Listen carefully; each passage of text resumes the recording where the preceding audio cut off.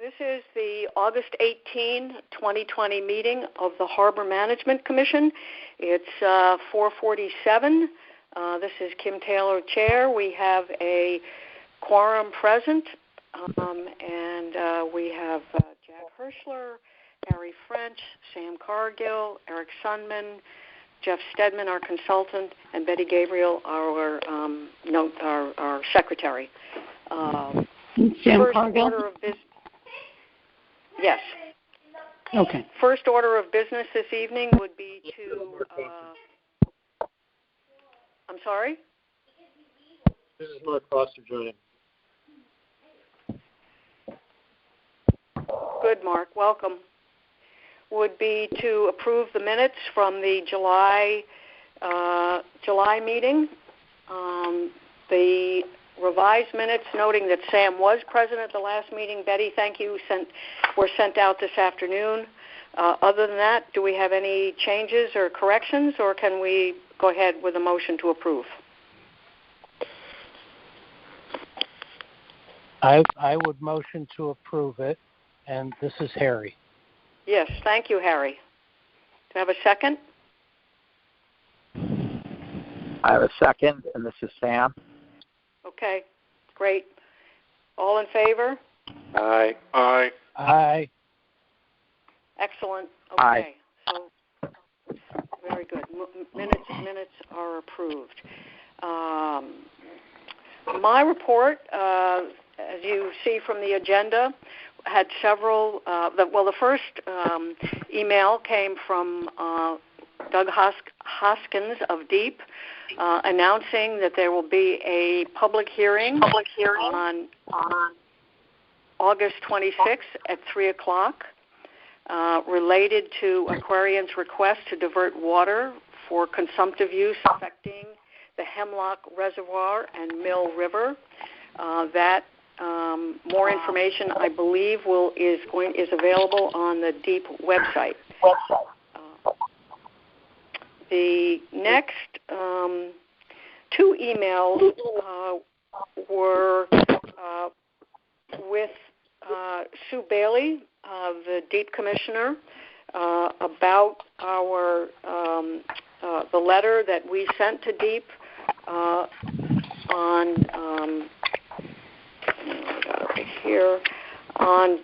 June 22nd, accompanying the letter that we sent to them saying that we did not object to Pequot's application for a COP.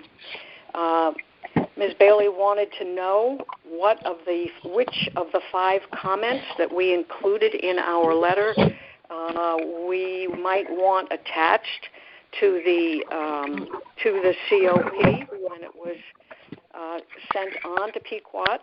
And just to refresh your recollection, the 5 comments were: 1, the mooring locations in Southport Harbor are managed by the Harbor Management Commission, and the 5 mooring floats in question would continue to be subject to the rules and procedures of the Commission and the Harbor. The second comment is that we manage the Federal Navigation Project, and that we understand, based on information provided by the applicant, Pequot, that the mooring floats do not encroach into the navigation project. The third comment was that ownership of the mooring tackle used to secure the 5 mooring floats will remain with us pursuant to our rules and procedures. Number 4 comment was that it was the objective of the Harbor Management Plan to maintain Pequot's existing water-dependent facilities. And 5, that the Harbor Management Commission recognized that the 3 ideal floats and the whaler dock were in place and used by Pequot in 1994 prior to the approval of the Harbor Management Plan, and that the plan calls for continuation of these floats, and that located and maintained prior to the plan in conformance with traditional town procedures, and that too would be retained. So basically we said to her, well, all 5 of those comments are important, but basically we wanted to be sure that we maintained, that the floats were maintained in accordance with our rules and procedures. And so that was the email on July 24th and July 28th. On July 29th, we got an email. We're copied on the email that Commissioner Bailey sent to Pequot. Oh, I'm sorry, that was on the 1st of August. We were copied on the email that Commissioner Bailey sent to Pequot Yacht Club with the transmitting the COP and with the statement that indeed all of the floats were going to be governed by our rules and procedures. So that's my report on the correspondence. And I'm just getting an email from Harbor Master Billings that he's having a hard time signing in.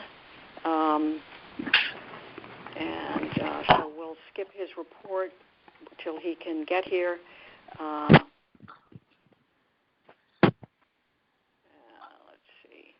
So moving along, the next item on our agenda.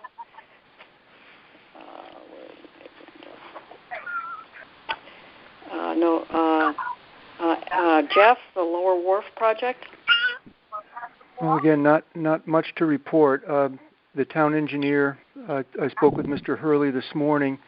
He was having a discussion with the purchasing department about getting the bid notice out. And Mr. Sternberg from RACE contacted the Corps of Engineers asking about the availability or any known availability of cap material, without which we can't do the project. And as of today, there are no projects that the Corps is aware of that could serve as the cap to our project. But the Corps of Engineers was sending out an email to consultants and agents for dredging projects that they know and asking if they have plans for doing any projects this year. So we're sort of in the same spot that we were a while ago. The earliest we can start would be October 1, but we also, Mr. Hurley was saying, is we need to include in the, and we may have to just do this now without waiting any longer, what do you want to call it, a qualifier that this project is dependent on the availability of cap, so that people know when they're if anybody bids on it that they may not be able to get there may not be a job. But Bill asked if I just said that if I could report to the commission that he is working on this with the purchasing department. Okay. Well, that's bad news. That's too bad. Any questions for Jeff?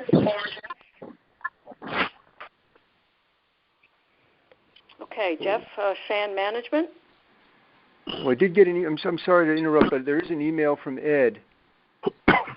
Maybe this is what you got, Kim, asking for the call-in number. Oh, okay. Yep, and I've just emailed it to him. I'm on board. Thank you. Oh, good. Oh, great, Ed. Oh, great. Just in time. Go ahead, Jeff. Well, maybe I'm repeating myself from last month, but I've continued to talk with the Corps of Engineers and also now have involved the 2 people from DEEP, who visited the sandbar with us over a year ago maybe now, to tell them that we're getting close to having a plan to discuss with them. And both of the DEEP people said that they would be able to travel to the harbor to discuss this with us. They would be able to get permission. One interesting, without going into too much detail, but I think I maybe reported at the last meeting or one of the committee meetings that the Corps has prepared what I think is a quite thoughtful dredging plan, which overlays the channel that they surveyed, the topography of the sandbar, and the outline of the plants, and they are of the opinion that we can maintain the 100-foot width channel, and that a steeper side slope than previously thought can be maintained here. But there's an interesting part of this. Again, I don't want to drag the meeting on too long, but we were thinking that the Currituck vessel, that's a Corps of Engineers vessel, it's a hydraulic dredge, could cut into the sandbar and essentially do the entire job by itself.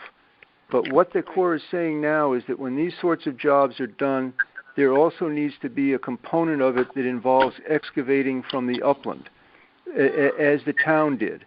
In 2014 and back in 2004. But that would be for the purpose not of putting it into trucks and taking it off to the beach, down the beach and putting it on the beach someplace, but for the purpose of loading it into the Currituck vessel, essentially using that as a scow, that it would cut its way in towards as What do you close think as you're it doing? could get. And then the excavation would be putting the sand into the Currituck, which would only have to go a relatively short distance offshore to disperse it. But that's all part of the very interesting planning for this. But we're still hopefully in the next month or so. The project manager told me today Big shower. that they'll be able to The harbor management have a preliminary plan that they can discuss with us. Okay. I think you have the whole. Can we make sure that other people have muted so we're not listening to background discussions, please? Yeah. Could people please not please mute themselves if they're going to be talking to others in their households or whatever, because we do have a fair amount of background noise and other conversations. And this is recorded, right? It's being recorded for the town.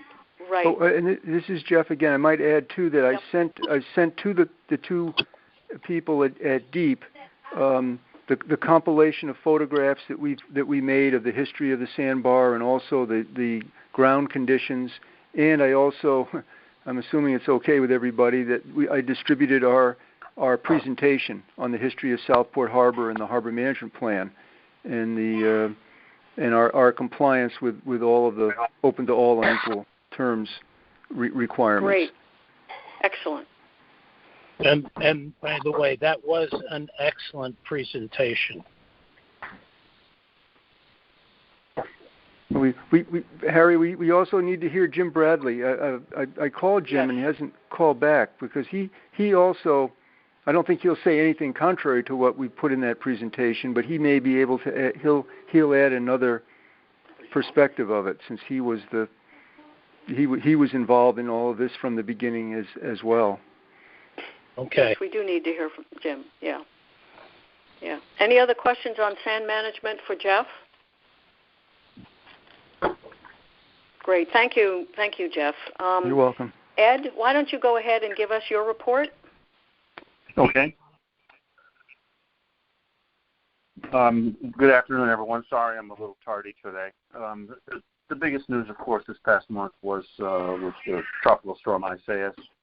And my hat's off and sincere thanks to the crew at Pequot Yacht Club for taking care of those the 3 or 4 vessels that drifted across the channel down at the neck area and relocated them, and have since done yeoman service by relocating them once again because owners of those particular moorings that were vacated have chosen to come back. So it's created a little bit of a logistics issue, but nothing major. Regarding damage, it was pretty much minor damage that we all saw, and that is being addressed currently. The biggest news and carryover from last month is online mooring. They have created the new North Anchorage zone that would, in effect, clear up the transition from people who are on the wait list to get into the North Anchorage. They've made attempts at clearing up the problems, but in my view, it's created an additional problem because it forces me to take them off of the wait list to insert them into the North Anchorage. So that means that they would vacate that wait list position. So I've left a message with Jen and Brad to get in touch with me to try to rectify this issue. And I think it's just a case of the computer program, and this being our first year in it. A question on that? No question on that? No question. No. Am I still live? Any questions? Okay. And back to the storm that I forgot to mention. The moorings that did drift across from the country club side to the western side were removed promptly by Travis and the crew at Pequot, and were placed in storage, being that it's relatively close to the end of the season, and we being Jeff Engborg and myself, kind of had a conference, and I informed Mr. Hirschler about this as well, that we were not putting those moorings back in this year, as the ground surface has been damaged just due to the tropical storm. So everyone felt it was a good idea. So it's a case of just relocating vessels at this point in time, and I think that's about it. How many boats had to be relocated, Ed? I believe there were 4. Okay. And so, I sent out a warning, and obviously really thought that it was going to be that bad, until 24, 36 hours ahead of time. So a number of people did heed the warnings and took their boats out of the water or moved them to other facilities. So it was my opinion was it was a pretty seamless transition, dealing with the storm compared to other local yacht clubs that really took a hit on this one. Oh, really? Good. How many boats altogether had damage? One boat said that he had some scratches on the side of his boat, and I believe your boat, Harry, has a small gel coat chip. Yes. And that's as much as I have heard. Oh, good. There was one unrelated instance where another boat swung around after someone released their stern line, only to find out that somehow the boat behind them, its bow line was somehow hooked up to their stern line, and so by releasing the stern line, it released their bow line, and the boat swung around and came up to rest against another boat. But I haven't heard of any damages to either boat at this point. Okay. Well, then the harbor got relatively free. I'm sorry, I didn't quite catch that. The harbor got out relatively free of any damage. Yes. Yeah. I mean, the yacht club itself sustained some damage, and we're all familiar with those people who lost trees in their front yards and things of that nature. But the harbor itself was, as you say, pretty secure and problem-free. Excellent. Any other questions for the harbor master? Okay, just to say right the along. job Mooring committee. The mooring committee met on August 14th in a virtual meeting. I distributed the minutes of that meeting to the commissioners, so you should have copies of that. And as you review those minutes, I think you'll see that the main points that were covered in that meeting have already been covered in this meeting by previous speakers. There's one item near the bottom of those minutes that maybe we can undertake in new business in this meeting. There was a discussion about the need to acquire for the town a harbor master patrol vessel, and there was some discussion in our meeting about developing a projection of the cost to maintain a small vessel for that purpose. Tim Taylor asked the harbor master to develop that, and I suppose the topic we can discuss in new business. That's my report. Excellent. Any questions for about mooring committee? No. Harbor management plan update. Jack, do you have? I have one piece on this. As was reported in our last month meeting, Harbor Master Billings and Harbor Master Emeritus, I guess that's correct, Pat Carroll and I are continuing our work reviewing the current rules and procedures, which were last updated 5 years ago, and I believe before that, 5 years before that. That work is ongoing at this point. Obviously, when we have a recommendation to make, we will bring that to a monthly Harbor Management Commission meeting.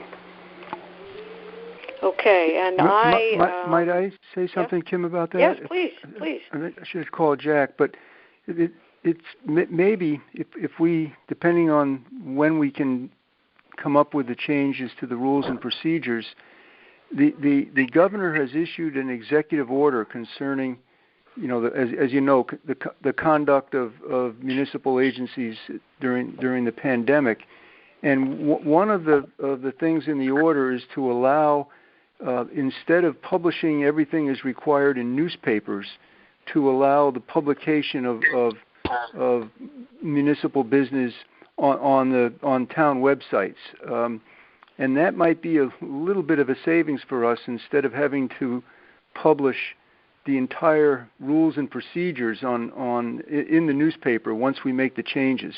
I forget how much that cost, but it was a fairly significant effort to do that.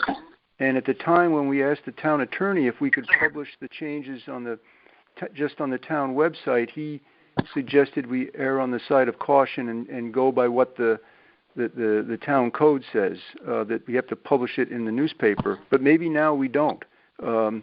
Maybe that's a minor point. It's much more important to come up with the changes that are valuable, but we may save a little bit of money the sooner we do this.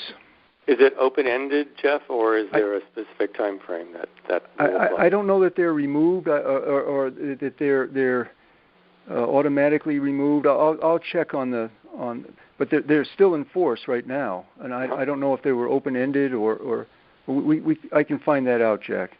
Right, that'd be great. It would just save us a little bit of administration and expense. Right, and as a practical matter, more people would get to see it if it was on there. Yeah. Right. The other part of the plan update is that I distributed the minutes of that meeting to the commissioners, so you guys should all have that. We are working on developing we're not calling it a survey, we're calling it a questionnaire. And I've asked Jeff to draft up really basic, give us a start, give us something to react to at our next meeting. So we will have some a basic questionnaire using surveys that, in fact, New London and West Haven and the Fairfield Forestry Committee developed. So we should be further along on developing that questionnaire than we otherwise would be. And if we could somehow get that on the town website, Jeff, that would be great. Yeah. Although I contacted the Dave Kelly, the IT director, and there's not a way to have a survey on the town website. He said it's set up just to ask a single question, and he thought that maybe we could use Google Sheets or something like that to get people's responses. But since we're not quite there yet, I haven't gone back to him but I will, how to find out how that exactly would work on the town website. But are there any questions from the commissioners about the plan update work? Not so far. Okay. Okay. Ted, the next item on the agenda is no swimming signs for the lower wharf. Ted Schwartzman is unable to be with us today, but he sent me his report, and he has the report is that he was going to contact Jen Carpenter to find out about the signs, and she sent him on to Anthony Calabrese, the Fairfield Parks and Rec Department director, who reported that Anthony, sometime in July, would work with the DPW to set up no jumping and no swimming signs at the lower wharf and at the yacht yard. And we saw Doug took some pictures and distributed them today, and it appears that those signs have not yet appeared at the lower wharf and at Ye Yacht Yard, but perhaps I can get Ted or I will follow up and see what the status of those signs are. And apparently the Fairfield Police Department also assigned a special officer to Lower Wharf and Ye Yacht Yard during the latter part of July to deter kids from jumping and swimming. So I believe that did happen. So it was Ted's feeling that we should let the rec department proceed on this, at least in the short term. And if they were unable to proceed, then we would go back to them and see what pressure we could bring to bear, or what was left that needed to be done. So, Eric and Sam, do you have anything to report? Just, Madam Chairman, for the record, that 2 signs were put up and were soon taken down. Right. So we did what we could. I guess the attention it's getting now is appropriate, and the town can put up more permanent ones along the lines of the one that has the capacity sign for the wharf itself, right, where it would be bolted in versus, our drilling one in. I think with utmost glee, the sign was taken down twice. Right. Probably. Madam Chairwoman, I wanted to just say I think personally my point of view would be installing a sign similar to the ones at the beaches where it's a permanent sign at the entrance to Lower Wharf that would be designed accordingly so that it would be fitting, height-wise, width-wise, whatever, at that entrance, so that at least the liability issue is covered right off the bat as you walk into the Lower Wharf, and it explains the rules of what's to be expected there. Yep. Maybe in addition to the no swimming, no jumping sign over by the pier, but I think some thought needs to be given as to putting a permanent, nice sign that is substantial in the fact that it won't, it'll hold up to storms. Its appearance is tasteful, but it gets the message across, especially from a liability standpoint. Right. Right. Well, I think that's why we were hoping that that between Parks and Rec and DPW, that they are experienced with putting up these kinds of signs and would have kind of a not only a layout but a formula about what had to be said in order to convey the appropriate information to communicate not only that it was dangerous but to get rid of the liability issue. Yeah. So. Any other thoughts, questions?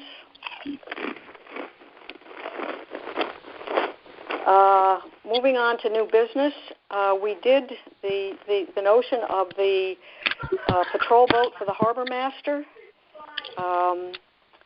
I contacted Jen Carpenter to find out if we were to have if somebody donated a boat, what would the procedures be? What would the process be? And she suggested that I contact the town attorney, which I have done, and I have not yet heard back from him. So I will follow up with him and hopefully have a report on if we could find a gift, what if anything we would have to do to accept it in either the commission's name or the town's name. Ed, did you have any estimates or prepared to discuss expenses, or do you want to let that?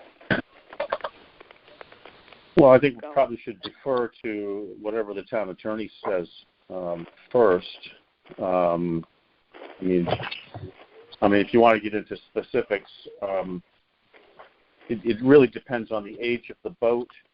The number that I had in my mind was $1,500 a year for maintenance and expenses, and it's just based off experience with small boats. That's all. Yeah. Okay. An older boat obviously requires more attention than a newer boat, and could be more problematic. But whereas we're in the exploratory stages right now, it would be a great asset, I believe, to the town. And one of your suggestions was also, to research other departments. Maybe there is something that's stored somewhere that we could repurpose for this. Right. So. I did also ask if there was there was a way to explore that, and Jen didn't seem to. She suggested that we contact the fire department and the police department, and so I suspect that if we were to, really find out if another department had a boat that they were no longer using that was stored, that the only way to really do that would be to survey each one of the town departments and just see if that was the case with each of them. So, I can reach out to Chief McCarthy and Liddy if you want. This is a new area, so right. Not quite sure that the absolute best way to proceed, but right. Well, I think we all feel that way. Yes. Well, if in the course of your comings and goings down there, if you have occasion to inquire of them if what happened to the boat that they used before they got the current one, that would be good information. Yes. Any comments, thoughts from the commissioners? I would tend to think that... Tim, I might suggest that the town finance department probably has an asset deck of town assets, and they probably could tell us the vessels that the town owns. And I would assume, unless they've dispensed those old vessels, that they are still sitting in an asset deck somewhere. And it would just be a list showing them. Yeah. And it might be a quick way to know who to reach out to if they show something. That's a good idea. It's a good idea. Harry? I would tend to think that it would be probably more like the police department that would have that type of an asset. Okay. Anyone else? Ideas, thoughts?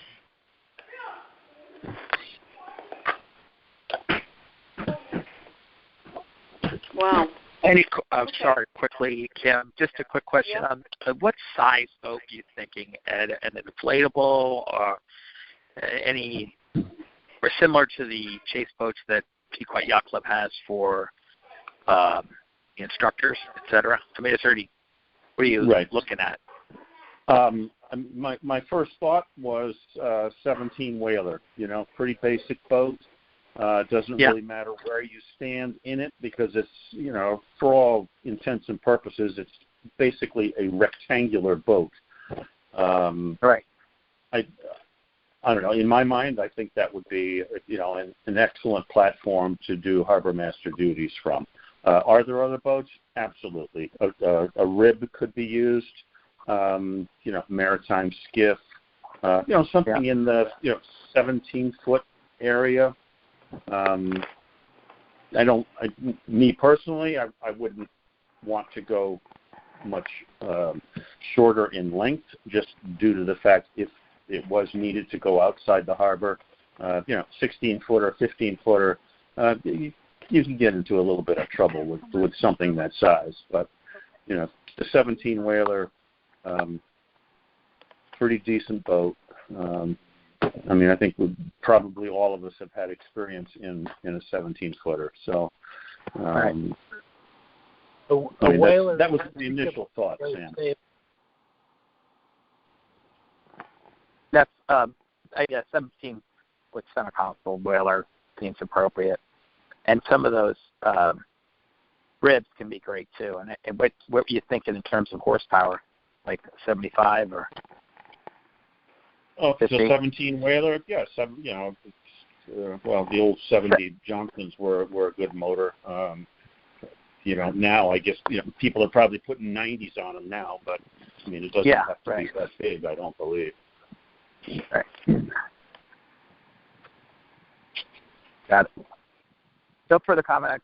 There may be some first responder assets that are out there that we don't know about. Who knows? Yeah.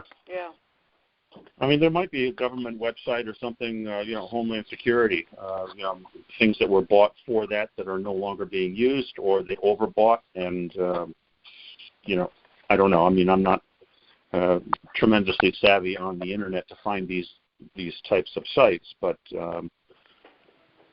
I have a couple of people that I wanted to reach out to, as I stated at the morning committee meeting, because I know personally the two people have boats that are pretty much sitting and have been sitting for a couple of years now. I'm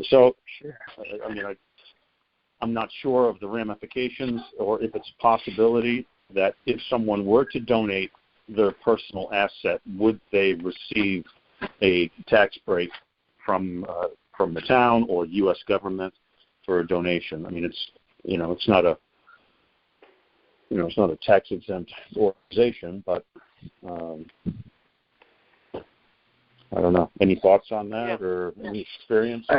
You're not a 501c3, no. So I would imagine. I don't know if you could. The town attorney will be able to tell you if you donated to either police or fire. But I would not know. But I'm sure there'd be somebody out there who would be willing to get something like that off their hands. After they relocated or don't want the boat anymore, they don't want the expense of carrying it, and feel good about donating something to the town. Helping out, and certainly they could contact their own tax professional for an opinion on that. I would think they would want to do that and not rely on the town for the opinion. Right. But other thoughts? Other ideas? I'm doing a quick check here, Kim. It says in most cases a gift to a local government entity is tax deductible if it is solely for public purposes under the IRS Code, Section 26. Great. So we could help somebody out if they helped us out. That would be terrific. Yeah. That would be terrific. Okay, well, I'll try the town attorney again. I think we need to know if Ed, one of your folks, come through, what if anything we would have to do that would be different than if they gave the boat to somebody else, and whether or not we could have the title would be in the Harbor Management Commission or whether it would be in the town of Fairfield. Were sort of my two upfront questions. Sure. So I will try to get an answer from him in the next couple weeks. So our next meeting is September 15th. Is there anything anybody wants to add before we adjourn? Could I make a comment? Yes, Kim? please. It's Jeff again. Yes. For the meeting on the Aquarian proposal, that was held, I believe, in large part as a result of the Harbor Commission's letter requesting that. So we need to give some thought to preparing the sorts of questions we think are important prior to that meeting, which is a week from tomorrow. I think it's tomorrow, at 3 p.m. 3 o'clock. Not tomorrow, Yep. A week from tomorrow. But right, on the 26th. we should participate and think up some questions, because eventually we would have to provide a comment on whether or not we think this might have an impact on the Mill River downstream in the Mill River. So we should just give some thought to we should prepare for that meeting a little bit. Okay. I would throw that out to the commissioners. I know Ted expressed some concerns, and he's not here, so I'll shoot him an email. But if anyone else has any concerns or any questions that they would like, any information that they would like to get from that hearing, please contact me with those questions or comments. Yeah. And yes. And I know that the Fair Plan group has reached out to a number of people with environmental interests, alerting them to the meeting. So we might want to just touch base with Fair Plan and see what sorts of questions or interests that they have. Excellent. Might help us think up our own questions. Excellent. Okay, so you and I can work on that. Yes.